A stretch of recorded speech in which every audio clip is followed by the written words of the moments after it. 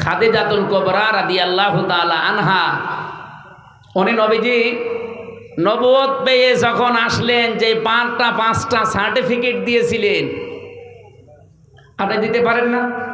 আপনি দিতে পারেন না কারণ আপনার কারণেই যে স্বামীগুলো আমরা আছি এই কাজগুলো করতে পারি না।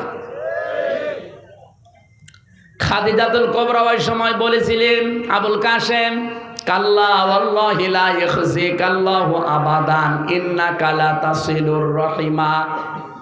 হে আবুল কাসেম, কখনোই কোনো জিন ভূত পরি আপনাকে ভয় দেখাতে পারে না, কারণ আপনি নিকট আত্মীয় যারা, রক্তের সম্পর্ক যারা, তাদের সাথে সম্পর্ক ঠিক রাখেন।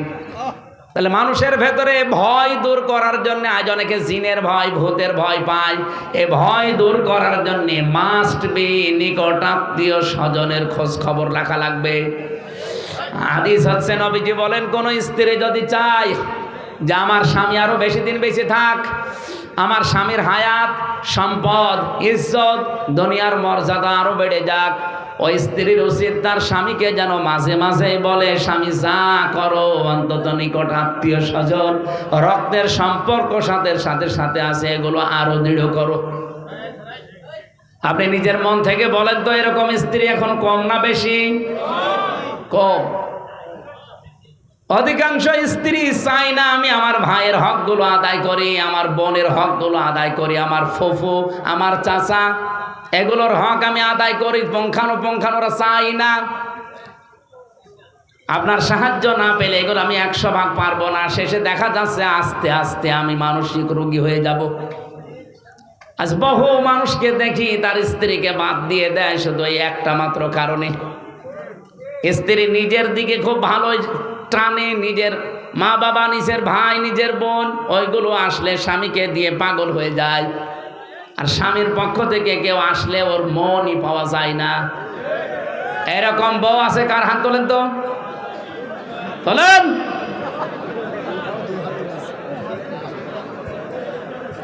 যাদের এরকম আছে তারা সাবধান। সম্মানিতা মা বোনেরা, নামাজ পড়ে রোজা রেখে আর কালো বোরকা পরে আপনি কি করবেন?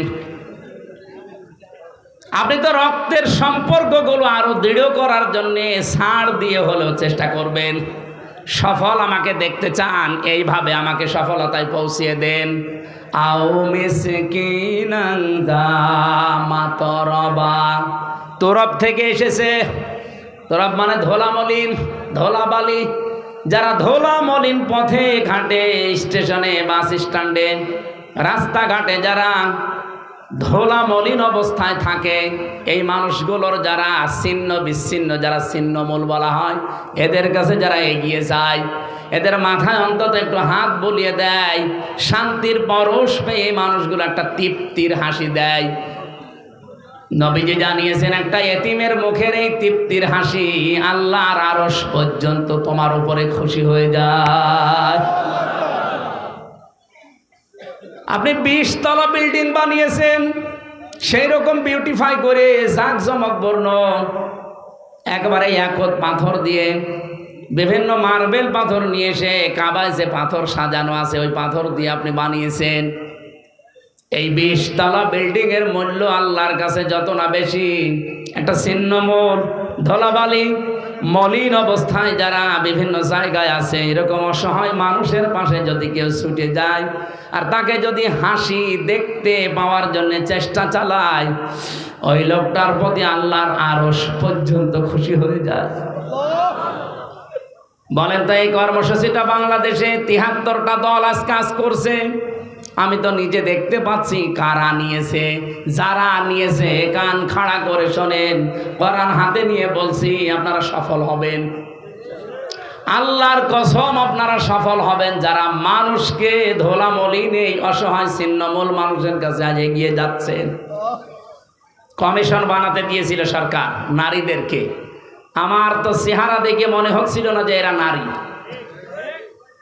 নারী কমিশনে যে কয়েকজন ছিল আপনি তাকিয়ে দেখেছে নাকি মহিলা না পুরুষ বোঝা যায়। কোরআনের 13টা আয়াত ভুল ধরিস, 26টা হাদিস তারা ভুল ধরিস।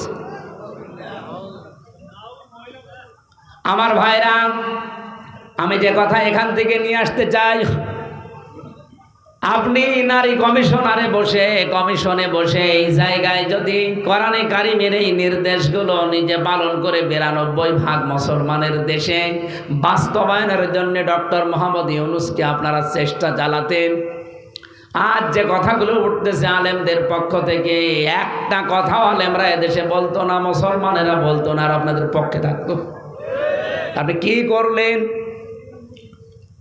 বলে যৌনকর্মী যারা আছে তাদেরকেও নাকি শ্রমিকের মর্যাদা দেওয়া লাগবে। একটা কথা হইল, তার সারাটা জীবন নির্যাতিত যৌনকর্মী যারা আছে। আমি একটা সাক্ষাৎকার পেয়েছিলাম এই গোয়ালন্দ ঘাটের, এই মেয়েটা দুর্ভাগ্যের কারণে সেখানে যে পড়েছে, কি নির্যাতন তার উপরে 8 বছর চলছে। এক দিন 8, 10, 15, 20 জন করে তার ইউজ করে, ব্যবহার করে, কিন্তু কাঙ্ক্ষিত মানের টাকা পয়সা তার দেয় না। তার তো এমনিতেই কষ্ট, আরও বিভিন্ন মেডিকেলের যে সমস্ত বিষয়গুলো আছে ওগুলো নিচে নামলাম না, সবগুলো থেকে তারা আপনি কষ্ট দিচ্ছেন, বঞ্চিত করছেন। তার একটা পেশা হলো, আর আপনি তাকে শ্রমের মর্যাদা দেওয়ার জন্য উঠে পড়ে লেগেছেন। আমার মনে হয় তাদেরকে শ্রমের মর্যাদা না দিয়ে আপনি নিজে ওই শ্রমের মর্যাদা নিন।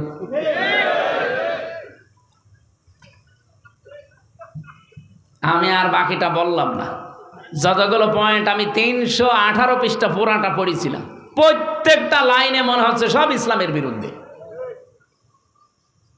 এখানে ধোলা মলিন যারা আছে, সমস্ত অসহায় ছিন্নমূল মানুষ, আমাদের কাজ হবে এখন থেকে যে যেই জায়গায় আছি এখান থেকে এদের কাছে এগিয়ে যাওয়া। সুম্মা কানা মিনাল্লাযীনা আমানু ওয়া তাওয়াসাউ বিস-সাবরি ওয়া তাওয়াসাউ বিল মারহামা। এরপরে যারা ঈমান আনতে পারে, ঈমানের যে 4টা শর্ত আছে এগুলো মেনে যারা ঈমান আনে, আর যারা সবর, ধৈর্য এগুলো নিজেরা ধরে এবং উপদেশ দেয়। বাংলাদেশে এখন যে অবস্থা চলছে, আপনারা খোঁজ খবর রাখেন কিনা আমি জানি না, আমার এই ছোট্ট মাথার ভেতরে যতগুলো তথ্য আসতেছে, খুব গভীর ষড়যন্ত্রে আমরা এখন কিন্তু আছি, বিশেষ করে আমাদের এই দাদাদের দ্বারা। ওরা চাচ্ছে যে কোনো কায়দা এখানে একটা হট্টগোল বাঁধিয়ে আন্তর্জাতিক মহলের কাছে দেখাতে চায় যে দেশটা জঙ্গি রাষ্ট্র, এই দেশে টপিওয়ালাদের কাজ কারবার বেড়ে যাচ্ছে। আমরা এই জন্য খুব সতর্কতার সাথে পা ফেলতে চাই। কেউ যদি পায়ে পা দিয়ে ঝগড়া করতে চায়, দোলা ভাই বলে অন্তত ফিরে আসা দরকার এখন। অতাওয়াসাউ বিস-সাবরি, সবর ধৈর্যের সর্বোৎকৃষ্ট প্রমাণ এখন দিতে হবে। অতাওয়াসাউ বিল মারহামা, একে অপরকে রহম, এই যে রহম ছাড়া এখন আর উপায় নেই। আল্লাহ রাব্বুল আলামিন যে গুণাগুণগুলো কোরআনে সূরা বালাদের 11 থেকে 16 নম্বর আয়াতে দিলেন, এগুলো যারা পালন করতে পারে, রব্বুল আলামিন জানিয়েছেন উলাইকা আসহাবুল মাইমানা, এরাই হচ্ছে সৌভাগ্যশালী ডানপন্থী, এরা জান্নাতি। বলেন আমিন। হাদিস পড়েছিলাম, খায়রুন নাস মান ইয়ানফাউন নাস, উত্তম মানুষ ওইটা যার দ্বারা মানুষের উপকার হচ্ছে এবং হবে। নবীজি ইয়ানফাউ দিয়েছেন, এটা মজারে, বর্তমান ভবিষ্যৎ, প্রেজেন্ট ফিউচার। আল্লাহর নবী কিন্তু খায়রুন নাস মান ইয়ানফাউল মুসলিমিন দেননি, যে মুসলমানের যারা উপকার করছে করবে তারা উত্তম মানুষ আল্লাহর কাছে না। নাস আছে, হিন্দু, বৌদ্ধ, খ্রিস্টান, মুসলমান যেই হোক, মানুষ যারা তাদের উপকার করবেন, তাদেরকে নিরাপত্তায় থাকার ব্যবস্থা করবেন, আপনি আল্লাহর কাছে উত্তম মানুষ। কালকে রাত 11টার দিকে আমার ঘরে একজন হিন্দু এসেছিল, আমি মনে করলাম যে মুসলমান হওয়ার জন্য এসেছে, না, এসে আমার একটা ভিডিও দেখাচ্ছে। কি ভাই নাম জিজ্ঞাসা করলাম, বলছে বিনোদ কুমার আগরওয়ালা, অনেক ধনী মানুষ কুষ্টিয়াতে। তো কি জন্য এসেছে, ওর নাম শুনে আমি এবার বুঝলাম যে ও আমার ধর্মের না, অন্য ধর্মের। আমারও বলছে হুজুর আমি মুসলমান হওয়ার জন্য আসি না, আমি একটা ভিডিও দেখাতে চাই। সেদিন যে হিন্দু, বৌদ্ধ, খ্রিস্টান এদের সাথে একটা আলোচনা ছিল, সেখানে বলেছিলাম যে ইসলাম যদি দেশে আসে তাহলে আমরা যেভাবে নিরাপত্তায় আছি, নিরাপদে আছি, ওনারা অনেকগুলো কথা আমাকে শোনালো যে আমরা এই ঝামেলায় আছে এই 15 বছরে সংখ্যালঘু হওয়ার কারণে। অভয় দিয়েছিলাম যদি ইসলাম দেশে আসে একবার, শুধু আমরা যেভাবে নিরাপত্তায় আছি আমাদের চাইতে কমপক্ষে 10 গুণ বেশি নিরাপত্তায় থাকবেন। আমির এই জামাত ঘোষণা দেয় নিয়ে দেশে মসজিদ যদি পাহারা দেওয়া না লাগে, মন্দিরও পাহারা দেওয়া লাগবে না। বলেন ওনাকে অভয় বাণী দিয়েছিলাম যে এই দেশে জামাত ইসলামের ঘোষণা 300 এমপি তারা ঘোষণা দিয়েছে, যদি এমপি পাশ করে তারা আপনাদের ভোট নিয়ে আল্লাহর রহমতে 100 টাকা নিয়ে এমপি হলে 5 বছরে 1 টাকাও বাড়বে না, আর যারা যা আছে কমে যাবে। ওনার নাকি এই কথাটা খুব বেশি ভালো লেগেছিল, আমার ভিডিও দেখাচ্ছে। আমার ভিডিও না দেখে আপনি একটু মুসলমান হলে ভালো হয় না? তা আমরা শুধু মুখে বলা আমিরে জামাতের ঘোষণা শেষ করেই না, আমরা এটা কাজে দেখাতে চাই। আর এদেশে আমি সারা বাংলাদেশ তো ঘুরছি, আমি দেখতে পাচ্ছি যে জোয়ার এবার উঠেছে। আমার মনে হয় এই জোয়ারে এবার ইসলামকে সংসদ পর্যন্ত নিয়ে যেতে পারে। আর একবার যদি নিয়ে যায় না, কিয়ামত পর্যন্ত ইসলামের হাত থেকে দেশ আর কেউ নিতে পারবে না, সে যত বড় ষড়যন্ত্র করুক না কেন। আমরা এবার একটু দেখানোর সুযোগ পেয়েছি, দল মত নির্বিশেষে ইসলাম যারা মানে। আগে একটা কথা ছিল যে 2 জন ইংরেজি শিক্ষিত মানুষ এক জায়গায় থাকতে পারলে টুপিওয়ালা 2 জন এক জায়গায় থাকতে পারে না, কিন্তু এটা ভুল প্রমাণ হয়েছে। এবার সব টুপিওয়ালা প্রায় এক জায়গায় এসে গেছে, কয়েকটা ছিঁড়া ছোটা বাদ দিয়ে। ওগুলো হুজুর না, ওগুলো খেজুর, ওগুলো ওলামা লীগের মতো,